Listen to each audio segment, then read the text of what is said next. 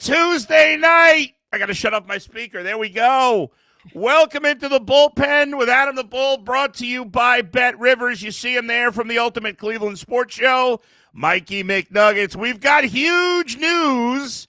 The Cavaliers have made a blockbuster trade, Mikey. We'll get to it in 1 second, but first I got to let the fans know that Bet Rivers and the Bullpen are giving away our first bonus bet of the year to all Bullpen listeners. From now through February 22nd, go to your Bet Rivers Ohio app, enter the code ATB202 to get a $10 bonus bet at Bet Rivers. That code again is ATB, Adam the Bull, ATB202, available only in Ohio, must be 21, eligible players only. Gambling problem? Call 1-800-GAMBLER. Speaking of gambling, the Cavs are taking a gamble, but it's exciting times here, Mikey McNuggets. The Cavs have traded for James Harden, future Hall of Famer. They send Darius Garland and a second-round pick. I don't know what year. Maybe you do. Not that anybody really cares about that at the moment. To the Clippers. James Harden coming back. Shams Charania first to report it, but it's been bubbling all day, and now it has happened. Even though we talked about it, it seemed like it might happen. It's still shocking to me now that it's actually gone down. Is it to you? Yeah, and I've done the full 360 since this morning, Bull. Yeah. Like I woke up. So full disclosure, I'm an old man. I go to bed early, and I'm very happy that this trade went down. At the time it went down, I was just texting somebody, said that happens past 10 o'clock. I'm gonna fight Kobe Altman. Like I'm gonna fight Kobe. Like right. But I woke up this morning to a plethora of texts from the Chris Fedor and Chris Mannix article saying, hey, is this real? Is this real? So we obviously talked about it on UCSS. My initial reaction was, no, like this doesn't make any sense. It's a fun hypothetical. This is the kind of trade that I would come up with in a trade machine topical, as opposed to a realistic deal. And I hated the fit, but the more I kind of looked into it, and the fact that Cleveland had to throw a second-round pick into the deal, Bull, tells me something that is evidently clear to me. The Cavaliers, at the end of the day, did not trust Darius Garland's toe. He hurt the right toe in the playoffs last year. Yep. Came back, and it still didn't look 100%. He's currently out with a left big toe injury.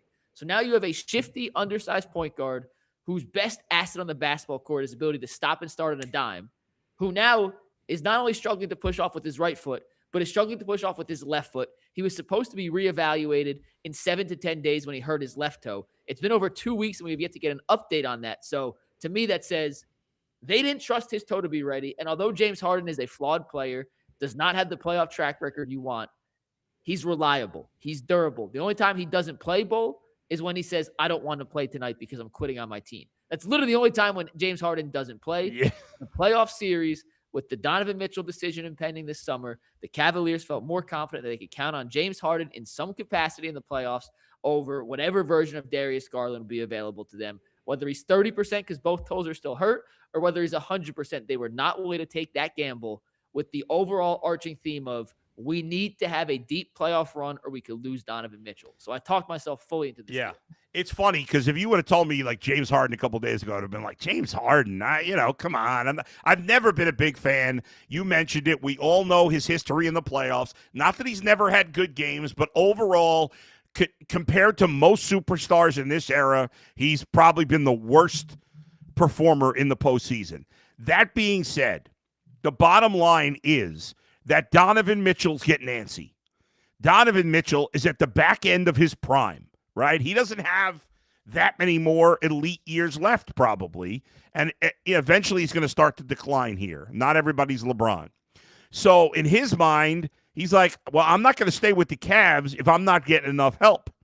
And so is Darius Garland 10 years younger than James Harden? Sure. But you got to win, or at least get close to winning this year or next. Especially this year, obviously, because Donovan could force his way out of here at the end of the season if he wanted. So the Cavs are essentially going all in. We already know there's rumors about LeBron coming back next year, and we know he's not a superstar anymore, but he's still a very good player. And so, that could be part of this for next year as well. But you have to go. It doesn't matter that Darius Garland is going to be better in 5 years. Right now, even with all his flaws, for this year and next year, James Harden's a better player than Darius Garland. It's that simple. right? So you had to do it. The Cavs got to try to win now. And I heard my guy Nick Wilson say he was arguing with Jonathan because Jonathan liked the idea before the trade happened, and Nick was like, "So what does this do for you? You can't beat the Thunder. Well, should you not try?" I hate that. I hate that sentiment. I hate that sentiment. Right. And listen, the Pacers had no chance against the Thunder. They took them to 7 games last year and may have beat them in Game 7 if Tyrese Halliburton's Achilles doesn't pop in the first quarter. Right, and who knows with injury? You never know. You just got to get there. Yes. Well, the East is vulnerable. You're trying to win now. I don't care about the future. The Cavs' future is going to be a disaster. 3-4 years from now, they're going to blow it up. They're going to suck. We'll worry about that then. Sure. Try to win a championship now. Now, again, you want to argue, well, James Harden hasn't won anything. Well, there's a lot of great players who haven't won anything, but James Harden's the better player. Ultimately gives you, even with his flaws, gives the Cavs a better chance. And most importantly, Donovan Mitchell. Listen, none of this happens if Donovan Mitchell is not on board. Yeah. I don't have to be in that locker room to know that Donovan Mitchell is on board with this. Otherwise, it would not have happened. It's a players' league, Bull, and I did a really quick live a second ago before I hopped on with you. And the one point I want to emphasize is in the NBA today, outside of the Luka deal, which came out of left field, and LeBron, I genuinely believe, had no idea that deal was coming. None of these deals happen without the approval from the star player. Right. Like we just talked about, Donovan has the option to opt out and not re-sign a long-term extension this summer if they don't make it, right? So you think Kobe Altman and the Cavs front office is going to all of a sudden make a move that could enrage or anger Donovan Mitchell more? Right. Like, no, they are doing things to appease Donovan Mitchell here. Right. And I'm not trying to say that Donovan said, you got to trade Darius. Like, I'm not saying that. I just think they're not making any of these moves, whether it's this particular Garland for Harden swap or any of the moves they make in the next coming days, because I promise you, they are not done making moves, Bull. Yeah. So it's not being made without the approval of Donovan Mitchell. So let's get into that. Obviously, it's already been a crazy day. This is the third, I would say, is it fair to say there's been 3 blockbuster trades today, or 2 blockbusters and a Vucevic for Anthony Simons? I wouldn't call that a blockbuster. Okay, so three trades of significance, 2 blockbusters. Yes. And we still got 43 hours till the deadline. Was it 3 p.m. on Thursday? 3 p.m. on Thursday, correct. Yeah, so there's a lot that still could go down, right? And the Cavs roster looks weird now because they're heavy at guard. I know you've mentioned they got it. They tell us about Naquan Tomlinson. So he has to be added to the roster, or they're going to lose him, right? Exactly. So Naquan's currently on a 2-way contract, which means he can only play in 50, and by play, be active for 50. He can sit a game; it still counts against the clock. Yeah. I believe he's at 48, so he has 2 games left before he has to be converted to a full-time NBA contract, taking off 2-way status, or the Cavs lose him. Yeah. They currently have 15 players on the roster now after the deal, which got them 2 players back in Keon Ellis and Dennis Schroeder for DeAndre Hunter. That means there's no roster spot for Naquan Tomlin. The Cavaliers, I promise you, if you take nothing else from this interview, Bull, they're not losing Naquan Tomlin for nothing. Right. They're going. I think I called him Tomlinson, by the way. Not Tomlinson. Just I said that, but I screwed up. Yeah. I added a son to the end of the Tomlin. He is a full Naquan. He's not a son. I don't think he's the father either. He's just a Tomlin. But Naquan will be on this roster, which means whether it's a 2-for-1.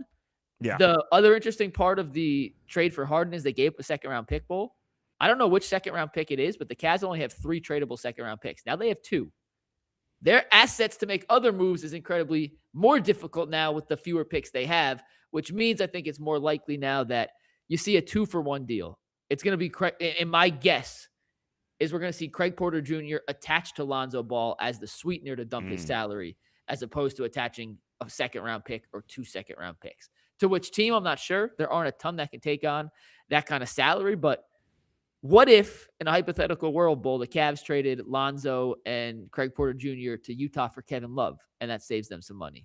Then they have enough space to convert Naquan. Bring everybody back, huh? And then you trade Max Strus to Milwaukee for Bobby Portis Jr. And then in a crazy alternate world, Bull. Yeah. And I don't think all these things go together, but I didn't think there was a chance the Cavs were really in the Giannis game this morning. Yeah. And as the day has progressed and I've talked to more and more people, I do think they are legitimately in the Giannis conversation. I know the talks between the two teams are legitimately happening. I Yeah. am not sure to what level, if they're just preliminary, if they're advanced. I do not know, but I can tell you with the utmost certainty that the two sides are absolutely discussing the framework of a possible Giannis deal. And from Milwaukee's standpoint, I have no idea why in the world they'd be willing to trade him now when they could get significantly better offers from more teams and have a much more vivacious bidding war. Can they get a better player than Evan Mobley? Player, probably not, unless San Antonio will be willing to dump like a Dylan Harper or Stephon Castle. But those guys aren't as good as Mobley yet, but probably may have a higher upside if you think Mobley's kind of capped out his upside. But I just don't understand why Milwaukee would make this deal now when they could have more teams involved in a bidding war this summer where other teams get more picks. But I'm telling you, this morning, if you had asked me, I would have said Cavs are out. I mean, I have text messages telling people. I don't think there's any chance the Cavs. Yeah, you said it on UCSS earlier today that you didn't think he was going to get traded, and now he might. And I think the Cavs are a legitimate player in this discussion as well. You know, Tom Haberstroh covers the NBA. You know him? UCSS. He's been on the show? Yep. I didn't realize that. He put out something today where he said he saw a scenario where the Cavs would trade for Harden, would trade for Giannis, and then sign LeBron next year. Can you imagine? If that happens, and there is a way that happens, by the way. Yeah. You can be looking at a starting lineup, and I'm being dead serious. Yeah. Of Donovan and Harden in your backcourt. Yeah. Giannis and LeBron as your two forwards, and me and you as the two centers because they couldn't afford to pay anyone else. It'd be two complete vet minimum guys to kind of fill out the roster. It'd be all rookies and vet minimums. Those three guys between Harden, Don, and Giannis essentially take you into the first apron by themselves. Yeah. Then LeBron on a tax level, mid-level exception, and you have to fill out the rest of your roster. You would still have like Tyson and Merrill and those guys as well, obviously, but you would have no one else you could pay real money to. Yeah. I mean, I'm kind of for it. Like from a it be funny from a content standpoint? I'd be all for it. Wouldn't it be funny if you know, the perfect Jared Allen's actually a good player to put with those four guys? No, I disagree. No, who's in this crazy world we're living in right now? I mean, Mobley, you need. Well, but you can't get Giannis without trading Mobley. I'm saying of the realistic options in this craziness. Thomas Bryant's not the worst one. Dead serious. He's better than Jared Allen, or you just could. There's no way to keep Jared Allen in that scenario. But you need someone who could space the floor. Yeah, because Giannis is your non-shooter. That's true. You're right. So you need a spacing five, which is why I don't think Allen and Giannis work. No, you're right. Good point. So. Yeah, that's the reason. But Thomas Bryant can shoot threes. He's a little crazy. Yeah. And, you know, if you're talking about that craziness for next year, there might be like a veteran player who would sign for the minimum that fits that bill that would come here. I could see that, right? I mean, that's crazy. All right, but let's just keep it to this year for now. If they get, I mean, you already did this. It feels like something else is coming. We still got almost 2 full days. We thought they would do nothing at the deadline. Like a week ago, we were like, all right, this is the team. What are you going to do? And now they've already gotten Harden. Okay, we're excited about that. If they get Giannis, I don't even know what to say. Tyvis Powell might lose. I don't know what's going to happen to him. He's going to go bananas. It would be the biggest single haul I think a team has ever made it at one trade deadline. Because you got to remember, they also got Schroeder and Keon Ellis. They've already acquired 3 players this deadline, and if you could get Giannis, that means you're bringing in a top 3 player in the world, top 4 at worst. At worst, he's the 4th best player in the world. I think he's 3, but at worst, he's 4. Yeah. A guy in James Harden who made an All-NBA team last year, Bowen, was playing at an All-Star level this year. He is averaging, by the way, 25.5 points, and like he's third in the league in assists. Like he's having a very, very good season. He's part of the reason the Clippers have been playing so well of late. You bring in a guy in Keon Ellis, who's a defensive maestro, and I'm telling you guys, Cleveland fans are going to love when they see him suit up for the first time tomorrow night. You bring in a guy in Dennis Schroeder who, for a team that lacked toughness and some aggro energy, he tried to fight Luka Doncic in the locker room the other day. He literally got suspended 3 games because he left the Kings locker room and tried to break in the Lakers locker room to fight him. Like, that's the kind of guy they're bringing in here. No, and I they like now that. have in the fold. The Cavs very quickly have brought themselves a little bit of an attitude adjustment. Yeah. And Well, I'm how much curious have we? I mean, to we've see it. talked about that a lot, Mike. That the team's soft, they need some toughness, and so they've done that with this guy. Yeah, I don't know Harden's personality. Yeah, From what I know, he kind of lives in his own world. yeah. I'm not saying that is a good or a It is bad thing. downside with Harden. Yeah. But Oh, here's yeah. the thing: like somebody just sent a chat here at YouTube, and thank you everybody. We got about 650 people watching right now. Somebody said, and they're going too fast, so I may miss it. But somebody said, what if this blows up? What's the here from Tony Rings? What percentage chance do you give for this to completely blow up in their face? Here's the thing: it was not going to happen as is. So yes, this could blow up in their face. Maybe they don't get Giannis. Maybe Harden's a disaster, bad teammate, and it all goes bad. But you can't just sit on your hands. And so even if this blows up in their face, I give Kobe Altman a lot of credit for doing the trade he already made with Hunter, the trade now getting rid of Darius, and if he goes one step further, as much as we like Mobley, I don't care. I don't care about Mobley. Get me Giannis, as you said. You would now have a top 5 player, 2 top 10 players. Is Harden still top 20? Yes? Top 25. Okay, you'd have 3 top 25 players. Yeah. And an emerging star in Jalen Tyson, and in this scenario, you may still have Jared Allen too, who's a top 50, top 60 guy. Right. But So, all right. Yeah, in terms of whether this could blow up in your face bowl, yeah. 30% chance it blows up in absolute catastrophe. Like Right. That's certainly on the table. But once again, you were counting on a double injured toe of Darius Garland, where it's both big toes, Right. versus the more stable option. And Yeah. I keep going back to this. If the Cavs did not do anything and flamed out early, this was going to explode this summer. Yeah. So your two choices were, if you're going to go down, are you going down swinging with at least the reliable option? Or are you going to go down swinging with maybe something that does have a higher upside in theory, but you can't count on? And the Cavs chose the devil they do know versus the devil they don't know. And I have a hard time, even though I don't necessarily like the player or the fit, I understand the thought process. Right. And I'm also open to the idea of this, Bull, and I'm curious what you think. Donovan had to have signed off on this. I know that. 100%, yeah. Donovan and Harden, they've never crossed paths in terms of playing, but all the guys in the league at that level know each other. Sure. I'm sure those two have talked about how they would fit together, right? Yeah. And although James Harden in the history of his career has basically played the same heliocentric offensive style, maybe in year 17, he's serious about winning a championship and is willing to do more than he's done previously off ball. Is this really year 17 for him?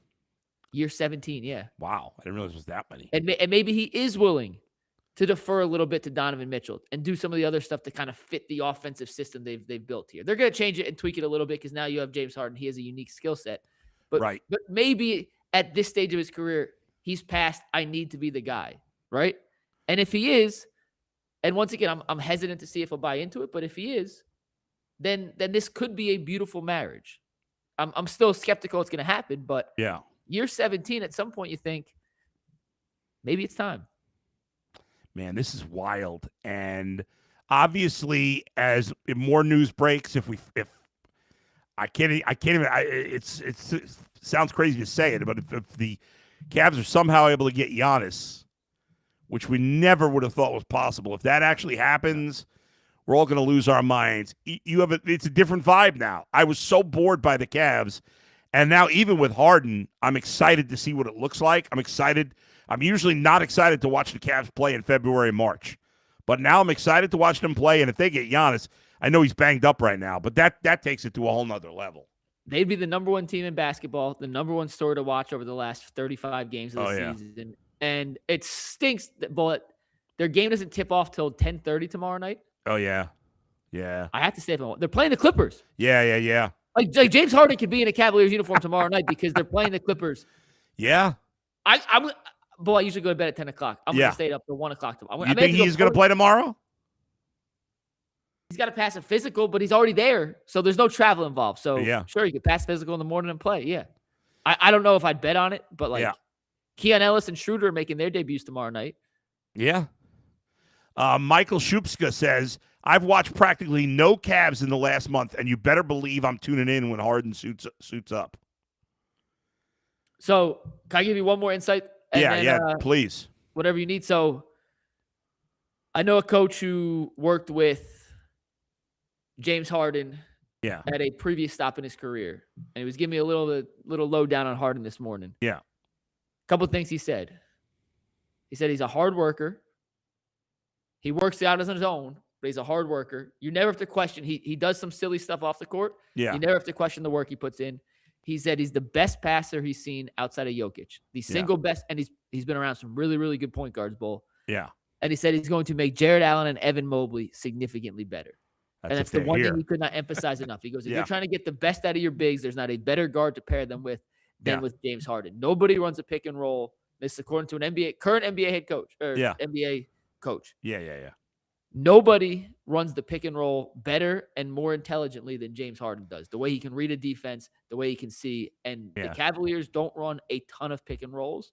I think they'll go a little more pick and roll heavy now with Harden because that's what he excels in. Yeah. And if they trade for Giannis, Mike, then the Harden Giannis pick and roll. Unstoppable. I mean, forget about it. Now think of this. Ready? Yeah. James Harden's a lefty. Yeah. So he wants to attack middle. So they're on the right side of the court. So if you're looking at the basketball, if my camera's the basket, on the right side of the court, you have a pick and roll situation, empty corner between Giannis and Harden. Yeah. And on the left side of the court, you have Tyson and whoever else on the court setting a double pin down for Donovan coming off. Yeah. So or Sam Merrill, whoever you want to see. So as a defense, what do? Are you going to play this Giannis Harden pick and roll straight up and let them go 2-on-2? If you do, I'm telling you, you're losing that battle 98 out of 100 times. And if you slide the help down over, you're going to have Donovan Mitchell catching with the head of steam coming downhill on a guy who's already in rotation. That is nightmare fuel for opposing defenses. Well, this is, I'll tell you, even with just the Harden part, you're going to see, I mean, and if they get Giannis, it's a whole nother level, but Kenny Atkinson's got a lot on his plate. He's got to change things around, obviously, and the whole team. Let Donovan and Harden got to get on the same. They got 2 months here and change, but basically 2 months, 10 weeks till the playoffs start, roughly. So they got to get on the same page in a hurry. Yeah, there'll be some growing pains along the way. There'll probably be times where it looks ugly, but you know what? I don't even care. Like what their win-loss record is the rest of the way. It's all about getting those two guys ready, and hopefully Giannis too, to play together in the playoffs. What is Giannis? Do we know Giannis' status, like how close he is to being back? It's funny. So he's out with a calf injury, and the Bucks have never given out a timeline. Yeah, which to me says he may or may not actually be hurt, and because I don't know. I don't even know if he's really hurt. I'm just gonna leave it at that. Here's what it says on AI for what it's worth. Giannis is currently sidelined with a right calf strain, his second of the season. That's not great, by the way. That is some risk there. No. Which he injured in late January and expects to miss several weeks, potentially 4 to 6, with an uncertain return date as the Bucks actively engage in trade discussions before the deadline. Yeah, they have not put out a timeline on his injury, partially because I think they're being vague. So teams that inquire about Giannis don't exactly know how long he'll miss. If it's like an 8-week injury, the value goes down as opposed to a 2-week injury. So, but Evan Mobley's on his second calf injury of the season too. That's true. It's not like he's been a picture of health. No. All right. Thank you to the hundreds and now thousands of you that joined us here for this live edition of the Bullpen. Thanks to Mikey McNuggets for joining me. Make sure that you tune in to the Ultimate Cleveland Sports Show tomorrow in 14 hours. We'll be live in 14 hours and 2 minutes. Crazy. And so there you go. So make sure you join us. We'll have more coverage and more details and maybe another trade. I don't know. Love you all. Thanks, everybody, for jumping in live with us. We'll talk. Thanks to Kyle and Max for jumping in as well, getting this done. We'll talk to you next time. Where else but right here in the Bullpen with Adam the Bull. Brought to you by Bet Rivers. See you, everybody.